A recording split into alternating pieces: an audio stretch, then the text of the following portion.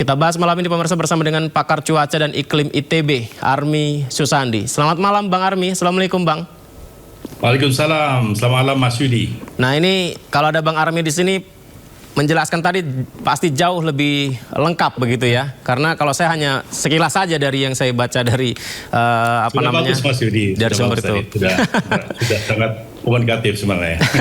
Tapi Bang Army, benarkah yang saya baca tadi bahwa arah angin ini berputar dan akhirnya itu menyebabkan asap sampai ke Malaysia dan Brunei, Bang Army? Ya, memang saat ini kita masih memasuki musim kemarau dan malah puncaknya masih akan terjadi bulan September, dan itu banyak dipengaruhi oleh angin dari Australia. Australia menuju ke wilayah Indonesia, jadi yang sifatnya kering, Mas Yudi. Sehingga dia membawa sampai dari selatan, dari Kalimantan, dia bergerak ke arah utara dari Kalimantan. Jadi makanya asap kita cenderung dibawa ke Malaysia, walaupun di Malaysia tidak ada kebakaran begitu ya. Tapi asapnya kita geser karena adanya arah dan kecepatan angin yang ada di Kalimantan yang berasal dari wilayah selatan, khususnya dari Australia begitu. Kalau titik api di Kalimantan Indonesia tadi kan satu pulau, tapi ternyata Malaysia dan Brunei Darussalam malah tidak terlihat titik api begitu. Nah, di Indonesia kan merambat ya, Bang Army ya, api tersebut gitu dengan kondisi cuaca, angin terik, cuaca panas dan lain sebagainya. Tapi mengapa itu tidak terjadi di Malaysia, di Sarawak, Kuching dan di Brunei Darussalam? Apakah artinya ada perbedaan cuaca di situ atau gimana? Sama saja cuacanya, hanya ada dua persoalan yang muncul. Yang pertama memang gambut kita ini memang kita lakukan upaya dulu kanalisasi sehingga dia menjadi kering seperti itu ya. Kalau gambut itu basah maka dia akan tetap menjadi penyerap karbon. Kalau gambutnya kering maka dia menjadi sumber emisi dan sekaligus sebagai bahan bakar pada saat kekeringan terjadi. Nah yang kedua ditambah dengan perilaku manusia yang ada di Indonesia ini. Mungkin mereka lupa memadamkan api yang kecil atau buang puntung rokok, dan itu sudah diyakinkan juga oleh Kepala BNPB 90% kebakaran ini oleh manusia. Seperti itu Mas Yudi. Jadi tidak mungkin hanya kebakaran sendiri begitu, pasti ada pencetusnya walaupun kering sekalipun. Nah ditambah lagi dan saat ini ada namanya El Nino Super atau El Nino Godzilla yang merupakan anomali yang cukup besar pada tahun 2026 ini, sehingga menyebabkan sinergi tadi menyebabkan kita semakin rentan adanya bahaya kebakaran. Saya kira kita banyak sekali publikasi ataupun pengumuman resmi yang mengatakan hati-hati dengan adanya El Nino Godzilla ini. Nah, ternyata menurut saya ini menjadi kejadian, dan ini adalah masa-masa yang paling tinggi Mas Yudi, karena bulan September ini adalah puncaknya musim kemarau. Nah, tadi saya mendengarkan tentang kapan akan hujan. Hujan itu akan turun kita bulan Oktober. Kalau hujan kemarin lebih pada konveksi lokal. Jadi hanya sementara. Coba lihat besok, tidak ada hujan sama sekali. Nah, upaya tadi dari gubernur tadi saya kira baik sekali. Tetapi sayang sekali kita tidak membuat hujan. Kita menyemai awan hujan yang ada sehingga turun hujan. Maka karena itu mungkin kerjasama yang kuat dari BMKG, kemudian BNPB, untuk benar-benar siaga kapan munculnya hujan awan tadi yang menyebabkan adanya awan hujan tadi. Nah, situlah kita melakukan penyemaian. Nah, kita berharap adanya awan-awan yang muncul, tapi biasanya tidak gampang mendapatkan awan-awan hujan pada saat musim kemarau seperti ini, Mas Yudi. Kalau berharap awan-awan bisa entah bahasanya apa direkayasa apa gimana, tapi kondisinya asap tebal seperti sekarang ini masih bisa nggak Bang Army? Justru pada saat adanya asap tebal ini, awan hujan itu tidak muncul, malah dia kering. Nah, jadi kebalik ini memang. Jadi pada saat kita adanya polusi udara karena kebakaran hutan, maka awan hujan tadi dia menjadi kering, sehingga tidak menjadi awan yang membentuk adanya hujan begitu. Jadi memang kita perlu nih, makanya ada wilayah-wilayah yang basah, adanya semacam danau-danau ataupun padi-padi, itu sebenarnya membantu adanya konveksi, penguapan, sehingga udara kita menjadi lebih lembab. Nah, disitulah kita berharap adanya hujan buatan. Tetapi saat ini kan memang tidak mudah memang di wilayah kita. Kita gambutnya besar sekali, kemudian sebagian sudah kering. Kita juga tidak banyak teknologi yang saat ini menggabungkan antara sistem informasi prediksi kebakaran dengan informasi gambut di lapangan, sehingga memang tidak mudah bagi kita untuk mulai mengatakan di mana wilayah rentan untuk kebakaran pada saat adanya El Nino Super ini. Begitu Mas Yudi. Tadi ada warga Palangkaraya itu, Bang Army, yang cerita sempat bersyukur ketika kayaknya ada hujan turun nih, rintik-rintik. Tapi setelah itu karena nggak deres ya, hujannya rintik-rintik terus sebentar, malah asapnya makin tebal katanya. Itu bisa gitu Bang? Betul, jadi dia karena memang untuk bisa memadamkan gambut ini, itu gambutnya bisa sampai 15 meter Mas Yudi. Waduh. Dalam. Dan dalam tidak cukup bagi kita dalam, ada 3, ada 5 sampai 15 meter itu. Dan memang itulah kekayaan dari Kalimantan yang sekaligus juga potensi ancaman pada saat adanya kebakaran hutan. Ini saya kira yang perlu sebenarnya terstruktur. Kita sudah tahu, sudah banyak informasi tentang adanya El Nino tahun 2026 ini, malah Godzilla lagi, El Nino Super. Maka upaya-upaya merendam itu sudah ketahukan sejak jauh hari sebelumnya gitu. Jadi saya kira mungkin kayaknya pernah dulu membahas tentang El Nino Godzilla ini. Apakah ini sudah bisa diantisipasi jauh-jauh hari sebenarnya Bang Army? Harusnya sudah gitu, karena ini dampaknya besar sekali Mas Yudi. Dampaknya bukan hanya masalah kebakaran, tapi masalah pendidikan, masalah ekonomi, pertanian. Ini masalah yang kompleks sebenarnya, dan nanti juga masalah ini akan muncul kepada kesehatan begitu. Malah mungkin persoalan dengan antar negara. Jadi kalau seperti ini, maka teknologi berperan sebenarnya Mas Yudi. Jadi kalau itu, kita pertama-tama harus membasahi yang namanya gambut tadi itu. Kalau gambut itu basah, tidak akan kebakaran Mas Yudi. Masalah gambut kita ini kering, karena kita ada penyekatan pada tahun 2000 berapa dulu? 2015 saya lupa tuh. Kita sekat sehingga kering dia. Nah, kalau kita tidak sekat dia menjadi basah, sampai kapanpun dia tidak akan pernah kebakaran. Nah, tapi karena dia kering, maka dia menjadi sumber bahan bakar kebakaran justru Mas Yudi gitu. Nah, ditambah dengan tadi pernyataan dari Pak Letjen Suharyanto tentang masyarakat yang mungkin tidak disiplin dalam berkegiatan, termasuk dalam membuka lahan yang kadang-kadang mungkin masih menggunakan cara land clearing yang membakar hutan begitu. Nah, biasanya Mas Yudi, biasanya kadang-kadang kalau saya lihat, saya yakin perusahaan itu biasanya lebih baik untuk dalam mengelola land clearing. Tapi kadang-kadang, nah ini masyarakat kadang-kadang nih hanya sebagian, nah tentu merambat yang lainnya karena tidak terkontrol. Kenapa tidak terkontrol? Karena cuaca kita ini kering. Kalau pada saat musim hujan, hari ini dibakar, besok basah, selesai. Nah sekarang hari ini dibakar sedikit, land clearing, ya tidak ada hujan sebagai pemadam dari gambut yang tadi dibakar atau dibakar sedikit gitu Mas Yudi. Saya jadi kepikiran Bang Army, kalau di wilayah lain apakah ada potensi serupa juga karena cuaca kering kan nggak hanya di Kalimantan? Betul. Saya kira tidak ada, karena yang ada punya gambut besar itu ada di Pulau Sumatera, Kalimantan, Sulawesi, dan sebagian di Pulau Jawa. Kalaupun ada, tapi sangat sedikit ya. Jawa malah menurut saya tidak banyak ya. Adanya paling sebagian ada di Papua, tapi paling dominan adalah Kalimantan, Sulawesi, dan Sumatera. Mereka tidak punya gambut sebenarnya tuh, tapi gambut, kalaupun ada gambut, seperti hanya yang ada di Brazil yang saya tahu, tapi itu basah Mas Yudi. Saya tahun lalu ke Brazil, itu gambutnya basah begitu. Itu basah alami atau basah karena rekayasa dari pemerintah sana apa gimana? Alami, betul. Kita tidak bisa dengan teknologi semuanya karena sangat mahal sekali. Cuma justru kita pada saat pendekatan gambut kita dengan teknologi, dengan sekat tadi, maka dia kering jadinya itu. Nah, saya kira ini perlu kita lihat apa solusi lanjutannya. Bagaimana kita membuat gambut ini selalu basah, Mas Yudi. Berarti kalau disemprotkan air seperti yang kita lihat gambar ini ya, ini padam kelihatan dari luar gitu ya. Di dalamnya itu bisa saja masih ada api atau panas yang tersimpan ya? Betul, membara. Dia harus terendam Mas Yudi. Kalau hanya disiram begitu Mas Yudi, maka yang muncul asap yang muncul. Tetapi di bawahnya masih membara. Tapi kalau kita rendam dia sejak lama, katakanlah kita pompa air tanah, kita alurkan ke wilayah-wilayah yang memang terbiasa kebakaran hutan karena gambutnya kering itu, saya kira akan jauh lebih berkurang gitu. Jadi menurut saya pemetaan awal itu kita sudah tahu nih mana daerah kebakaran. Kan kita sudah punya peta. BPB itu lengkap petanya. Kemudian kita tambah teknologi pompa air, kita pompa terus begitu. Jadi kita pasang pompa di banyak tempat, pakai air tanah aja nggak apa-apa. Sehingga kita airi dan rendam gambut itu, yakin saya tidak akan pernah kebakaran.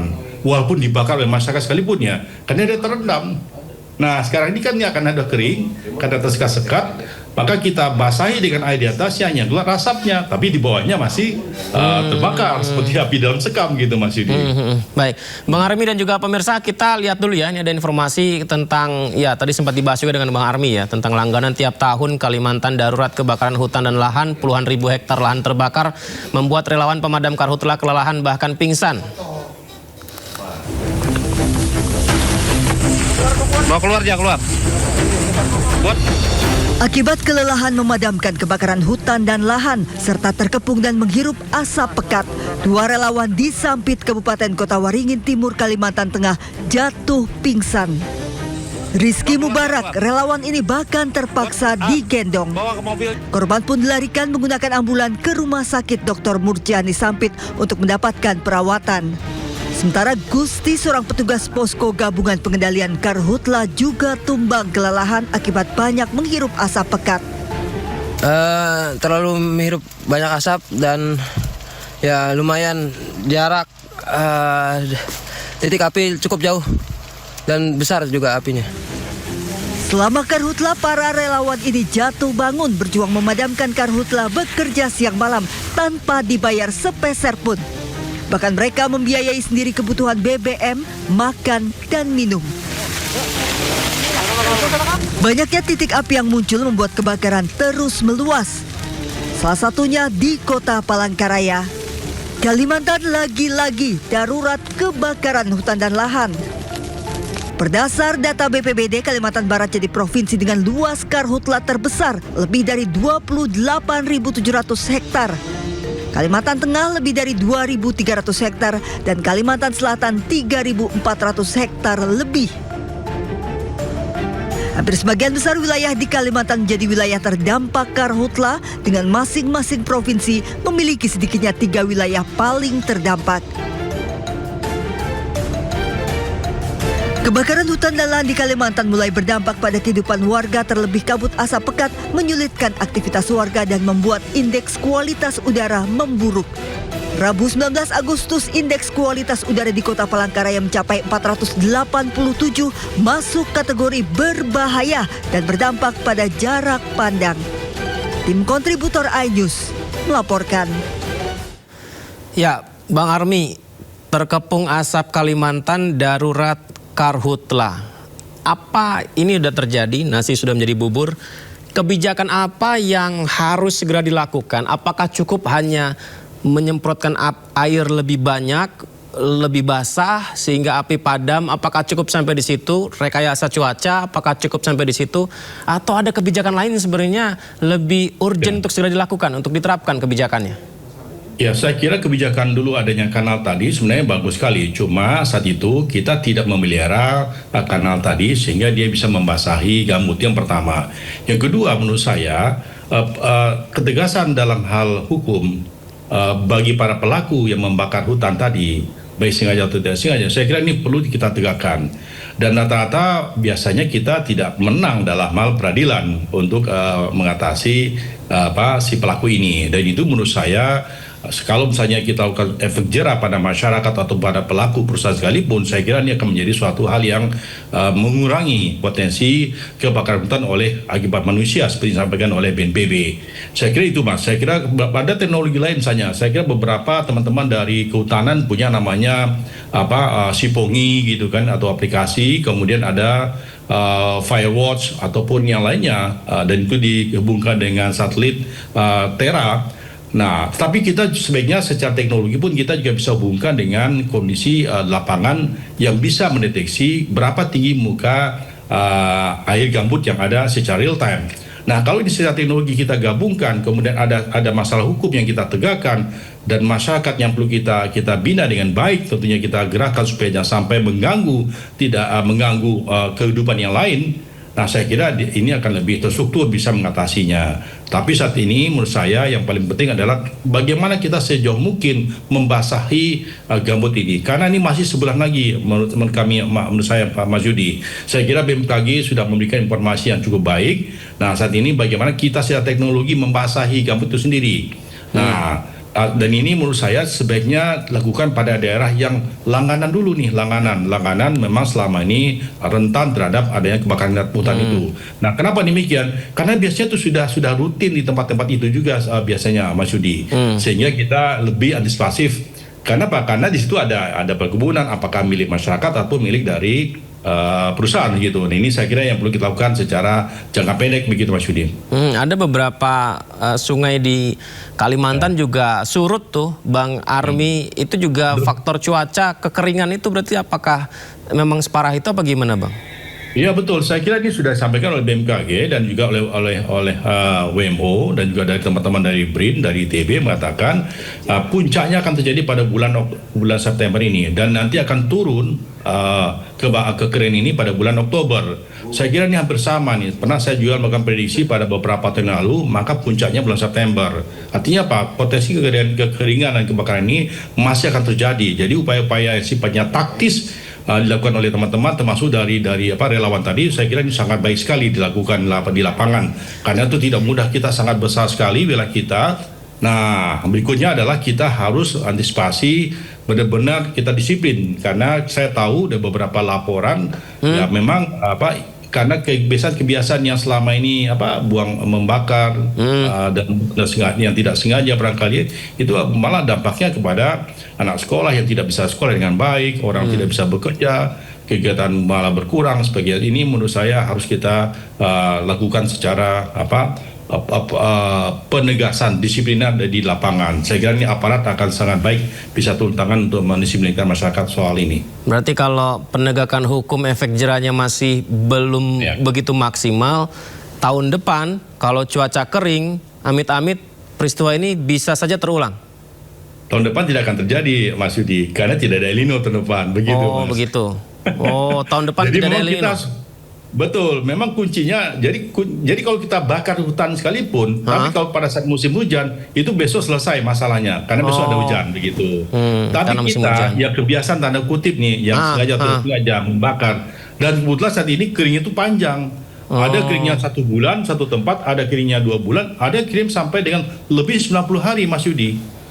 Jadi kalau dia dibakar, ada terbakar dan sebagainya, maka tidak ada upaya secara alami untuk memadamkannya itu masalahnya. Oh, berarti kebakaran lahan seperti ini sebenarnya terjadi sering, akan tetapi sekarang delalahnya karena cuaca panasnya panjang, kemarauannya panjang, makanya ini yang terjadi begitu. Persis. Tidak akan saya tahun depan, karena biasanya kalau ada El Nino, maka kemungkinan tahun depan itu adalah La Nina begitu. Berarti jadi bisa saja kebakaran lahan hutan itu terjadi tapi tidak terlihat karena hujan turun, begitu Bang Army? Karena tangan Tuhan memadamkan, kira-kira gitu Mas Yudi. Ya Allah. Berarti ya bukan. Jadi, berarti kalau makanya memang saat ini taruhannya kita, apalagi kan kita saat ini Indonesia, dunia ada masalah masalah ekonomi, dan kita benar-benar harus benar-benar disiplin bagaimana mengurangi potensi penyebab kebakaran. Nah, pengalaman dari pelajaran yang terdahulu, nah di mana daerah yang utama yang terlibat itu adalah gambut, maka di situ yang perlu kita lakukan bahasan. Jadi rewetting itu adalah kuncinya sebenarnya. Nah, kemudian disiplinkan orang ataupun masyarakat atau kelompok perusahaan. Yang ketiga masalah penegakan hukum. Saya kira 3 ini, Mas Yudi, itu saya kira akan bisa mengurangi kebakaran pada saat El Nino. Pada saat tidak El Nino nggak ada masalah, tanda kutip ya, bukan berarti itu dibolehkan membakar ya. Memang ada kebiasaan kok bagi masyarakat tertentu atau kelompok masyarakat tertentu untuk membakar. Dan secara aturannya katanya ada dibolehkan, Mas Yudi itu. Gimana Bang? Secara aturan itu ada mungkin saya salah. Secara aturannya dibolehkan membakar ya, Mas Yudi. Wah, bahaya juga ya. Ada juga. Nah, sekarang ini tidak terkendali dia. Saya kira mungkin saya salah itu ya. Tapi saya pernah membaca itu. Betul tertentu itu boleh dibakar. Nah, tapi tidak terkontrol karena alam kita tuh seperti saat ini kering. Keringnya tuh bukan 1 bulan. Malah mungkin saya kira di lokasi Kalimantan bisa keringnya bisa lebih dari 3 bulan itu saat ini. Sejak bulan sekarang Agustus, mungkin bulan Juni, Juli sudah mulai kering itu. Ada 2 bulan, ada 3 bulan begitu. Jadi tidak terkontrol oleh alam begitu, Mas Yudi. Saya khawatirnya ini jadi peristiwa karhutla ini jadi cerminan bahwa sebenarnya ini adalah kebiasaan buruk yang berulang, tapi ditegur dengan alam sehingga terjadi seperti ini karena oknum-oknum tidak bertanggung jawab itu, Bang Army.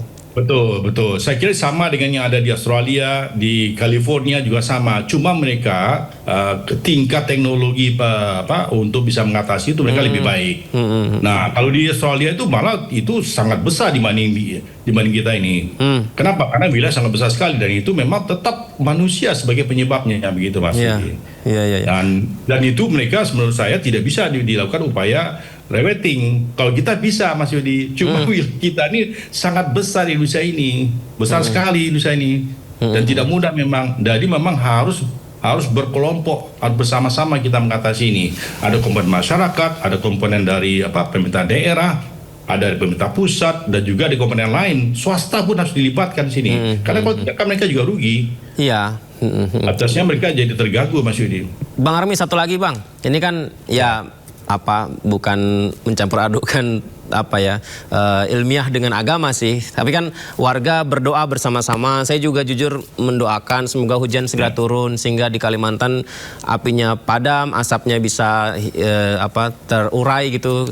Kira-kira ada potensi nggak, Bang Army, sebelum Oktober? Tadi kan bilang Oktober ya hujan turun. Nah, sebelum itu ada nggak, bisa saja ada potensi hujan bisa turun lebih cepat, Bang Army? Ada. Yang namanya dengan yang kita sebut dengan konveksi lokal, Mas Yudi. Oke. Jadi walau bagaimanapun kita yang kita sebut dengan musim kemarau itu bukan berarti tidak ada hujan selama 6 bulan. Tetapi hanya curah hujannya yang turun. Nah, hanya memang pada saat El Nino ini curah hujan turun itu sangat sedikit sekali curah hujan turun. Seperti tadi yang di Kalimantan kan ada curah hujan terus sebentar. Nah, berarti bukan seperti hanya di Eropa yang namanya musim kemarau itu tidak ada hujan sama sekali begitu, Mas Yudi. Kalau kita musim hujan, musim kemarau ada hujan, hanya hujannya pada saat musim kemarau ini sangat sedikit kejadiannya. Nah, apakah ada potensi? Ada potensi itu. Pada saat bulan September ini ada potensi itu, dan itu mungkin yang kita sebut dengan adanya konveksi lokal. Konveksi lokal itu apa pemicunya, Bang Army? Supaya terjadi penguapan Mas Yudi. Jadi penguapan di daerah, apalagi di daerah yang banyak pohon-pohonnya, yang banyak sumber airnya, itu berpotensi menyebabkan tumbuhnya awan-awan konvektif yang cenderung lebih basah begitu, Mas Yudi. Makanya orang kalau ingin hujan itu tanamlah pohon, karena pohon itu mengandung uap air, mengandung air yang bisa menguap ke udara, ditambah dengan adanya tanah, adanya sungai, ada embung sebagainya. Maka itu potensi sebenarnya membuat terbentuknya awan-awan yang bisa mengandung awan-awan hujan gitu, Mas. Makanya pohon penting juga ya, Bang Army ya. Penting sekali, Mas Yudi, sangat penting sekali. Baik. Jadi makanya sebagian pohon kita sudah berkurang, maka potensi pembentukan awannya juga berkurang. Gitu, Mas. Begitu ya. Semakin makanya di Arab saat ini, di Cina atau di gurun-gurun itu mereka tanam pohon. Buat apa? Memancing hujan sebenarnya itu. Sehingga microclimate itu berubah. Sehingga pada saat itu tidak ada penguapan yang mengandung uap air, sekarang ada. Dari mana? Dari pohon tadi itu.